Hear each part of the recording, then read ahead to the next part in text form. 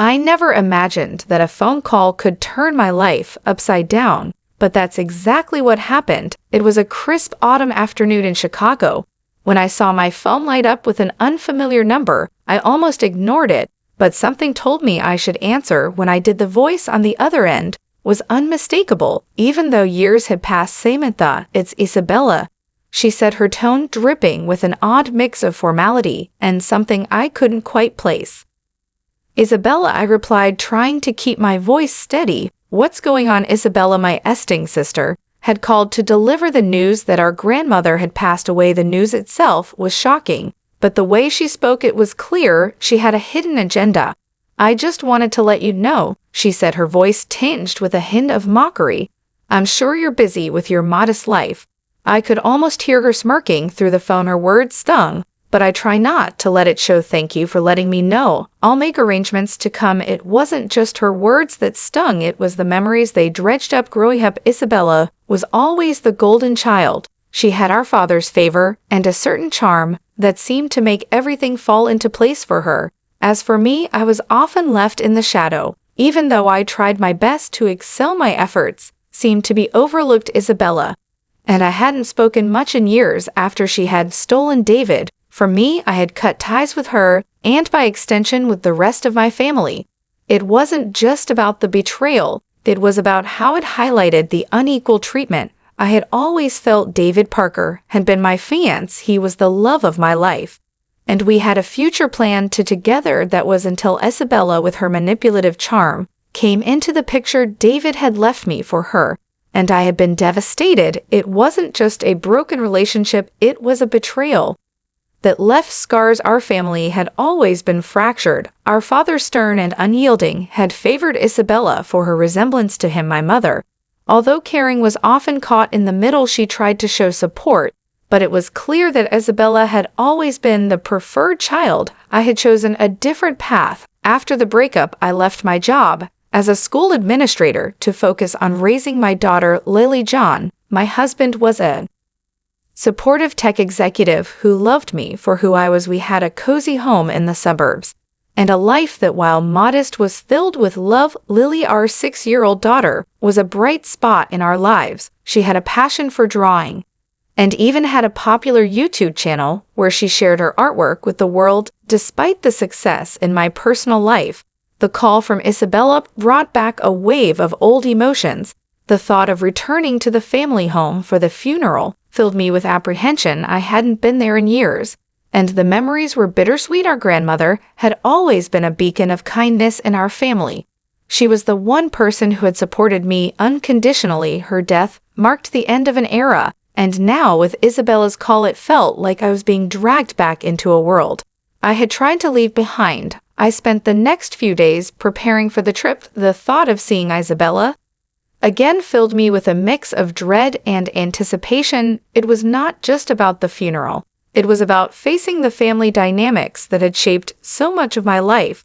I couldn't shake the feeling that there was more to Isabella's call than just the announcement of our grandmother's passing. When the day of the funeral arrived, I found myself standing in front of the old family home. The house looked exactly as I remembered it, unchanged and yet somehow different.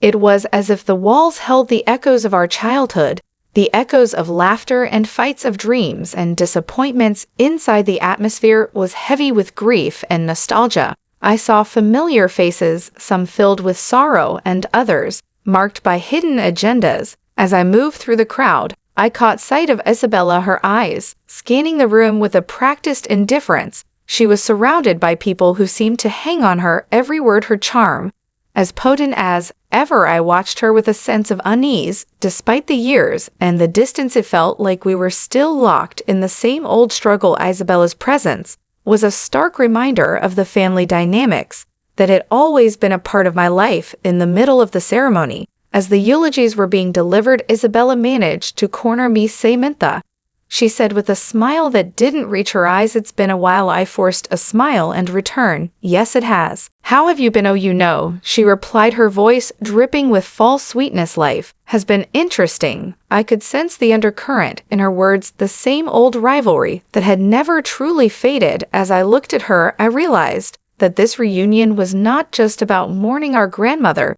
It was about confronting the past, the betrayals, and the choices that had shaped both of our lives. Little did I know that this encounter would set the stage for revelations that would challenge everything I thought I knew about my sister and our family. The days leading up to the funeral were filled with tension and unresolved feelings. I tried to focus on my family, John, Lily, and our daily routines, but it was impossible to ignore the looming reunion with Isabella and the family. I had distanced myself from the familiar yet painful echoes of the past.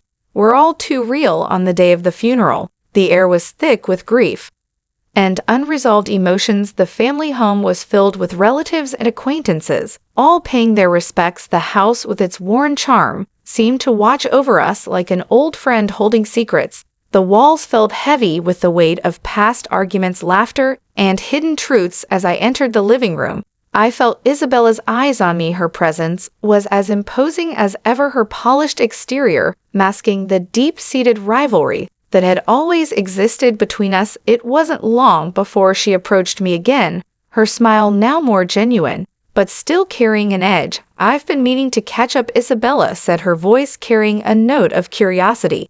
"It's been a while since we've had a chance to talk." I forced a smile, trying to keep my emotions in check. "Yes, it has. How have things been for you?" "Oh, you know," Isabella replied with a wave of her hand. "Busy, but good. I'm sure you've heard from the family about how things have been for me." I nodded, though I wasn't entirely sure what she was referring to. The last I had heard from our parents, Isabella was living a life of luxury in Los Angeles. The stories I heard seemed to paint a picture of success and perfection, but I knew better than to take them at face value. During the wake, Isabella made a point of flaunting her perceived success. She spoke of her life in Los Angeles, her upscale lifestyle, and her supposed achievements. It was as though she was trying to outshine everyone, to prove that her life was better than mine. I watched her with a mix of curiosity and irritation. I knew that beneath her confident facade lay a tangled web of lies and manipulations. It was hard to ignore how she spoke about David Parker, my former fiancé, and now her ex-husband. Her casual mentions of him, her attempts to show how unaffected she was by their failed marriage, felt like salt in an old wound. David had once been the center of my world. We had been planning a future together until Isabella, with her cunning and charm, had stolen him away. The betrayal had left me heartbroken and disillusioned. Seeing Isabella flaunt her life so casually was a painful reminder of the hurt I had tried to move past. I decided to confront Isabella about the past, hoping to find some closure. As the crowd began to thin out, I pulled her aside into a quiet corner of the house. "Isabella, can we talk?" I asked, trying to keep my tone calm. She looked at me, her eyes narrowing slightly. "Of course. What's on your mind?" "I need to understand why," I said, struggling to keep my voice steady.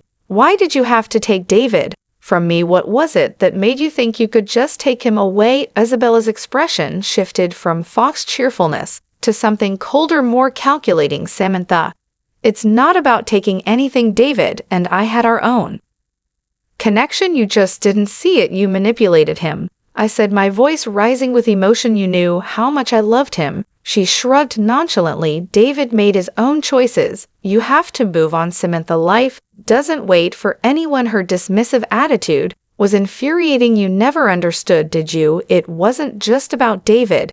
It was about how you always seemed to have everything handed to you." While I was left struggling, Isabella's face hardened. "Don't blame me for your shortcomings. We all have our battles. Maybe if you had been more assertive, things would have been different." Her words felt like a stab in the dark, hitting all the old wounds that had never fully healed. I wanted to lash out, but I took a deep breath, trying to stay composed. "This isn't just about David, it's about our family. The way things have always been stacked against me." Before Isabella could respond, I was interrupted by the arrival of some distant relatives. I had no choice but to step away. The confrontation, unresolved the rest of the evening, was a blur of faces and condolences, but my mind was occupied with thoughts of the past and the unresolved issues between Isabella and me. The next day, as the funeral came to a close, I felt a sense of both relief and apprehension. The family dynamics were as tangled as ever. and I knew that there was more to uncover. Isabella's perfect life was beginning to crack, and I was determined to see the truth come to light. I left the funeral with a heavy heart, but a renewed sense of purpose. There was more to the story, and I was prepared to face it head-on. The confrontation had set the stage for deeper revelations, and I was ready to uncover the full extent of the lies and deceptions that had shaped our lives.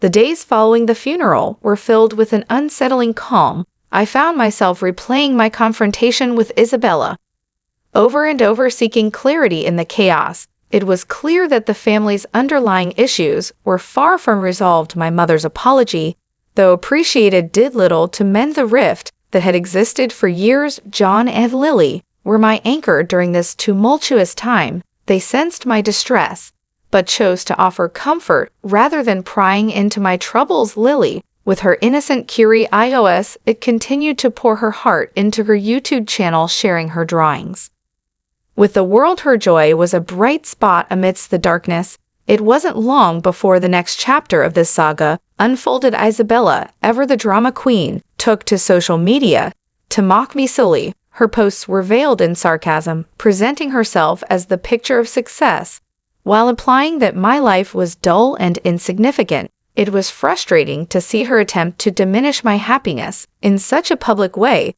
That's when Lily's YouTube channel became a weapon in this battle. One evening, after a particularly cruel post from Isabella, Lily and I decided it was time to use her platform for more than just showcasing her drawings. I helped Lily create a video that countered Isabella's lies, focusing on the positive aspects of our life and subtly addressing the falsehoods Isabella was spreading. The video, while innocent on the surface, contained enough pointed references to make it clear that we were aware of Isabella's attempts to undermine us. It quickly gained traction, and soon the comment sections of both Lily's channel and Isabella's posts were flooded with reactions. People began to see Isabella's facade for what it was, an elaborate mask hiding insecurities and deceptions. As the video went viral, Isabella's reputation started to crumble. The social media backlash was swift, and harsh comments pointed out the discrepancies in her stories and questioned her integrity. The spotlight she had so carefully crafted was now exposing her vulnerabilities. Meanwhile, Isabella's personal life began to unravel in parallel. David, struggling with the public fallout from our confrontation and the negative attention surrounding his and Isabella's failed marriage, made a significant error at work. It led to his dismissal from his position as a software engineer. The professional and personal pressure became too much for him, and he fell into a deep spiral of self-doubt, unable to cope with the financial and emotional strain. Isabella made a drastic decision. She filed for divorce, severing the final ties with David. Their son James became a casualty of this turmoil, and due to Isabella's unstable situation, he was placed into a care facility, a stark contrast to the privileged life she had once flaunted. The family dynamics were shifting rapidly. My mother, who had always been more sympathetic to me, approached me with a heartfelt apology for the past. She admitted that her favoritism towards Isabella had been a mistake, and she acknowledged the hurt it had caused. "I'm sorry for everything, Samantha," she said, her eyes filled with regret. "We should have done better by you. I see now how much pain we've caused." I appreciated her words, but the scars of the past were not easily healed. I chose to maintain a distant but cordial relationship with her, focusing on what truly mattered: my family's happiness and well-being. In the midst of these revelations, John and I decided to take a break from the chaos. We planned a joyful outing to an amusement park, a chance for Lily to enjoy herself and for us to reconnect as a family. It was a reminder of the simple joys and the love we shared. The trip was everything we needed, a day filled with laughter and bonding. It reinforced the present and looking forward to a brighter future. The weeks after our trip to the amusement park brought a profound sense of calm. My life, once shaken by familial discord, was finding its equilibrium again. As I looked around at my little family, I realized how much we had grown through all the trials. Isabella's downfall was a hard pill to swallow, but it was a reminder of the destructive power of envy and manipulation. her failed attempts to belittle my life, had only served to bring her own downfall into the spotlight. The divorce, the L of her son to a care facility, and her diminishing reputation were harsh consequences of the path she had chosen. David, once a part of my life, and now a figure of past regrets, faced his own set of challenges. His dismissal from his job had left him struggling to find his footing, yet despite everything there was a sense of detachment from my part. My focus had shifted entirely to my own family and the life we had worked so hard to build. John and I continued to nurture our relationship, finding strength in each other. Our daughter Lily thrived in her creative endeavors. Her YouTube channel remained a beacon of joy and positivity, helping to distract from the negativity that had surrounded us. Watching her grow and flourish was a constant reminder of what really mattered. One day, I received a letter from my mother. In it, she expressed her sorrow for the way things had unfolded and asked for forgiveness. Her apology was heartfelt, but I knew that mending our relationship would take time. I responded with kindness, acknowledging her regret, while emphasizing the importance of moving forward. Our family dynamics had been altered permanently, but the experience had also brought clarity. My parents' favoritism towards Isabella and the subsequent fallout had taught me invaluable lessons about resilience and forgiveness. It was clear that healing from these wounds required more than just time. It required understanding and a willingness to let go of past grievances. In the quiet moments of reflection, I understood that the pain of the past had forged a stronger bond within my own family. John, Lily, and I were more connected than ever, and our shared experiences had deepened our appreciation for one another. We found solace in our daily routines and the small moments that brought us joy. As summer turned to fall, I began planning a new project, one that would honor the lessons learned and the family we had become. I started a community initiative focused on helping families navigate conflicts and build stronger relationships. It was a way to turn my experiences into something positive, offering support and guidance to others who might be facing similar challenges. Looking back, I saw how far we had come from those turbulent days. The confrontation at our grandmother's funeral, the subsequent revelations, and the social media battles had all led to a profound transformation. Isabella's story was a cautionary tale, but it was also a testament to the strength of my own resolve and the importance of moving forward with love. As I closed the final chapter of the story, I felt a sense of closure. The journey had been arduous, but it had also been enlightening. The road ahead was filled with promise, and I was ready to embrace it with an open heart. In the end, it was the love of my family and the lessons learned that had guided me through. With John by my side, Lily's laughter brightening our days, and the community project taking shape, I knew that the future was ours to shape. And as I looked forward, I carried with me the certainty that no matter what challenges lay ahead, our family's strength and unity would guide us through.